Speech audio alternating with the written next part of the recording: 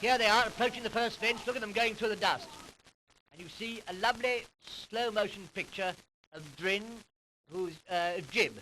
And Drin. Jib is the one just pecking in front here. And alongside him, the other side, Swift Roland and Grakle with a white hat. But I want you to look at the back of the picture here to see Apostasy fall. Because he's the only horse that fell. There he is falling. And you'll see what a remarkably clever performer his horse is. His Vintar just missing him. Now, watch Apostasy. Jumping right over his jockey, Fred Brooks. I've never seen that happen. I've always heard it happen, but I've never seen it in a picture before. They approached the second fence, and I'm thankful to say no horses fell at this fence. You saw Glangesia making a terrific jump right over the top. And it's the same at the third fence. No, not one single horse fell on landing over this fence. There was a remarkable slow-motion picture here of Beecher's Brook first time round. The first horse to land is Big Black Boy. If you look on the far side, you'll see Leader fall, and on Swift Roland. You see he's falling there now. You can understand now why the crowd shouted out to keep down, and another horse jumps on him. The spotted horse, this side, just going off the picture with Oxclose. Glangesia, most perfect jumper, the grey horse, and Mellory's Bell, this side, two of the safest jumpers in the Grand National field. Here we reach the Canal Turn. I want you to watch the marvellous jockeyship of some of our jockeys to get round this turn. Payne saves lengths there. But look at that jockey on the ground. That's Poyle, who very likely owes his life to the fact that he was wearing a skull cap, because another horse hit him right on the skull cap and knocked it off. Slow motion picture of Valentine's enables me to explain to you exactly what's happening. There's Grakle just going off the picture, and Billy Payne making a most wonderful recovery on Big Black Boy. Big Black Boy in falling also brought down Jib, who hadn't been jumping well up to then, but whose gallant jockey Eric Foster very quickly on his feet again and soon remounts. There's Toy Bale jumping in the foreground there. Here you see them going off into the country. The horse to be nearly knocked into there was Drintar. I love looking at these pictures. I see them over and over again because it's really the best way of seeing the Grand National. There's the chair fence, supposed to be the highest, in fact it is the highest, and certainly the most terrifying looking fence of all. They only jumped this fence once. The slow motion picture of the water shows Grakle and Great Span jumping just in front of Easter Hero, with Solanum in front of the loose horse, Tamasha. Theoras and Grakle jumping side by side, and the horse just going off now is Drintar.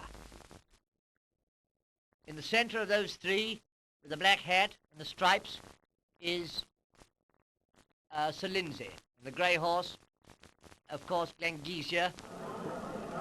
They go round on the second round now.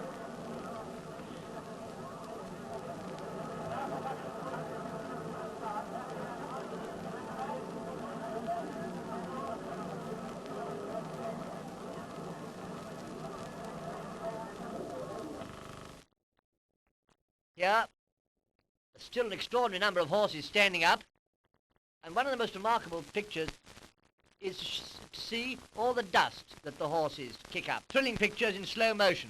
The loose horse, the loose horse, Tamasha, brings down Solanum. Behind Solanum, Easter Hero comes and gets badly interfered with and brought down. Drintar cleverly jumps over the loose horse, but Ballasport hits Easter Hero, and his jockey loses an iron. His jockey gallantly carried on for the rest of the way with only one iron. A very clever recovery by Sir Lindsay there, you see.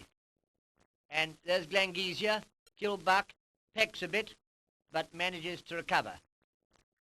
The gallant Captain Poplar and Guy Van falls.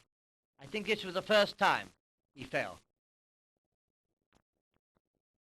He just stretches himself, and the horse stretches himself, and they get up, and not dismayed. That fall would be enough to dismay most people. They continued on their way. The Canal Turn for the second time.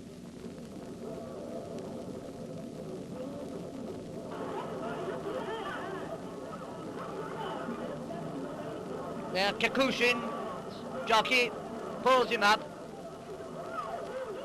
and Drin falls heavily. Drin continues, and so does Speck. You see Speck running right across the course, looking for his horse. He looks lost. But Mr. Everett, on conclusion, realizes that his day's work's done, and they all start for home. Now, the race really begins. Now, the leader is Grakle, who looks to be going best of the lot, and Vintar is just beginning to fall back. British here being very hard-ridden. Our old friend Easter Hero comes on by himself.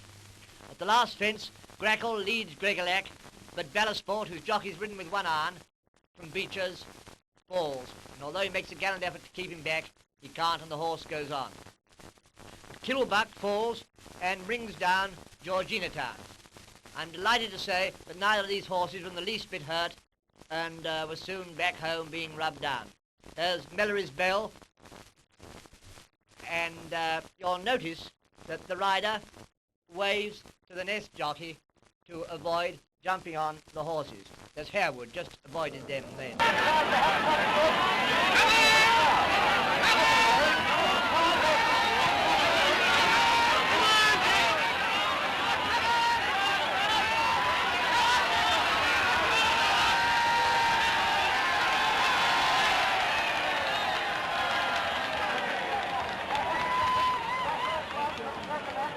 There's Grakle's jockey, pulling him up. Naturally he's tired. I think he's entitled to be, having gone all that long way and having won such a desperate race. It was one of the most exciting finishes anybody could ever wish to see. And the excitement was, of course, terrific. The locals had backed this horse to a man because he's trained by Tom Couthwaite, who has a terrific following always at Liverpool, and he's owned by a Liverpool owner. Tom Couthwaite and the owner made absolutely no secret of their hopes. Mr. Taylor, who owns the horse, is one of the most popular men, I understand, in Liverpool, and a real good sportsman. He's had several disappointments, but he's taken them like in the only way a good sportsman can take a disappointment. Old Tom Couthwaite leading in the horse, mad with excitement. I think I should go absolutely potty if I was ever connected with a horse that won this great race. How the photographer got here to take all these photographs is, to my mind, the most amazing part of the race this year. Wherever the horse is, he seems to be. There's Grakle being unsaddled, the owner being congratulated by his hundreds of friends, and the jockey going off to weigh in. The last picture you will see is a close-up of the hero Grakle. He looks very, very modest. I'm sure no film star was ever more modest than Grakle. This was taken half an hour after the race, and I'm glad to say none the worse.